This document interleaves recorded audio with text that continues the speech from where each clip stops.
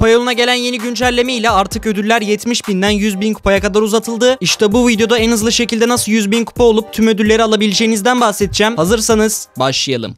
Bu videoda çoğunlukla yüksek kupalarda oynayanlar için taktikler vereceğim. Ama eğer düşük kupalardaysanız bile bu taktikleri uygulayarak rahatlıkla üst kupalara çıkabileceksiniz. Taktiklere geçmeden önce bahsetmek istediğim ufak bir şey var. O da oyunda toplam savaşçı sayısı arttıkça kupa kasmanız da kolaylaşıyor. Mesela bir sene öncesine gidelim. Oyunda 70 savaşçı varken 100.000 kupa olmak için savaşçı başına en az 1430 kupa kasmanız gerekiyordu. Ama artık oyunda 92'den fazla savaşçı var. Yani savaşçı başına gereken en az kupa 1090'a düştü. Yani eğer hesabınızda tüm savaşçılar varsa hepsine 1090 kupa kasarak 100.000 kupa olabiliyorsunuz. Ama eğer az savaşçınız varsa toplam kupanızı 100.000'e tamamlamak için her birine fazladan kupa kasmak zorunda kalacaksınız. İşte bilmeniz gereken ilk şey buydu. Hesabınızda ne kadar çok savaşçı varsa kupa kasmak da bir o kadar kolaylaşıyor. Yani eğer yüksek kupalara kasmaya başlayacaksanız öncesinde tüm savaşçıları açmaya odaklanın ve hepsini açtığınız zaman da artık yüksek kupalara kasmaya başlayabilirsiniz. Peki tüm savaşçılarımız var diyelim. Kupa kasmak için en iyi yol ne? Aslında kupa kasmak için birden fazla yol var. Fakat ben bu videoda yüksek kupalarda çalışan en kötü yoldan en iyi yola kadar size 3 yol sayacağım. Siz ise kendinize en çok hangi yol uyuyorsa onu kullanarak kupa kasabilirsiniz. En yavaş yoldan başlayalım. O da tek hesaplaşmada kasmak. Bu yol eğer takım arkadaşlarınız yoksa uygulanabilir. Ancak unutmayın ki hesaplaşmada kupanız ne kadar yükselirse maçlarda bir o kadar şansa bağlı oluyor. Fark ettiyseniz zorlaşıyor demedim. Şansa bağlanıyor. Çünkü yüksek kupalarda kazanmak için takım olmaktan başka çok bir seçeneğiniz yok. Eğer takım olmazsanız bir büyük takımla karşılaşıp 1v4 yiyebilirsiniz. Ama takım olsanız bile ihanete uğramayacağınızın hiçbir garantisi yok. O yüzden hesaplaşmada sürekli maç kazanmanın en iyi yolu pusmak. Bunun üzerine önceki videolarımda da değinmiştim. Çünkü pusmanın amacı tamamen ilk 4'e girerek kazanma serimizi büyütmeye çalışmak. Pusarak genellikle birinci olamazsınız ama dikkatli oynarsanız çok büyük ihtimalle her maç ilk 4'e girebilirsiniz ve kazanma seriniz yükseldikçe de iyi kupalar kasabilirsiniz. Gelelim ikinci yola, düello modunda oynamak. Bunu da aynı ilk yol gibi takım arkadaşları bulamıyorsanız uygulayabilirsiniz. Fakat bu modu hesaplaşmadan ayıran en önemli şey burada şans faktörü yok. Kazanmak tamamen sizin becerilerinize bakıyor. Elbette bazı maçlarda rakibin 3 karakteri de size anti olabilir ama onu engellemek için de seçtiğimiz 3 savaşçıyı dikkatlice seçmemiz lazım. Mesela harita açık diye full nişancı almayın sakın. Çünkü rakip suikastçı alırsa antilenmiş olursunuz. Bunun için 3 savaşçınız arasında en az bir tane Sutu, Artie gibi antilenmesi zor bir savaşçı almanızı öneriyorum. Fakat bu yolun kötü yanı düello her zaman harita döngüsünde olmuyor. Yani sadece bazı günlerde bu modda oynayabiliyorsunuz. Onun dışında eğer oyun yeteneğinize güveniyorsanız ve takım arkadaşları bulamıyorsanız kesinlikle bu modda kasmanızı öneririm. En iyi yolu ise sona sakladım. O da hepinizin bildiği savaş topunda kasmak. Fakat ekleyeceğim çok önemli 2 detay var. Birincisi savaş topunda oynarken asla tek başınıza girmemelisiniz. Çünkü savaş topu çok popüler bir mod olduğu için kötü takım arkadaşlarıyla karşılaşmanız burada çok muhtemel. Onun için burada sadece iyi bir takım toplayıp girmeniz lazım. Takımı topladıktan sonra da çoğu maçı kazandığınızı fark edeceksiniz. Arada bazı maçları kaybedebilirsiniz ama günün sonunda size en çok kupayı kazandıracak mod bu. İkinci ekleyeceğim detay ise sadece savaş topuna bağlı kalmanıza gerek yok. Oyunda başka 3v3 modları da var. Mesela kasacağınız savaşçı uygunsa knockout'ta iyi bir seçenek olabilir. Çünkü bir takımla oynayacağınız için birbirinizi kollayacaksınız. Yani ölmeniz zorlaşacak. Oyun modunuzu seçerken dikkat etmeniz gereken tek şey maçların uzunluğu aslında. Savaş topunda bir maçı 2 dakikaya bitirebilirken bazen sıcak bölge modunda bu süre uzayabiliyor. Oyun modu seçimi demişken de eğer tüm oyun modlarında ustalaşıp her birinden nasıl kazanabileceğinizi öğrenmek isterseniz de şu anda ekrandaki videoya tıklayarak tüm oyun modları üzerinde ayrı ayrı yoğunlaştığım maç kazanma rehberime göz atabilirsiniz. Görüşmek üzere.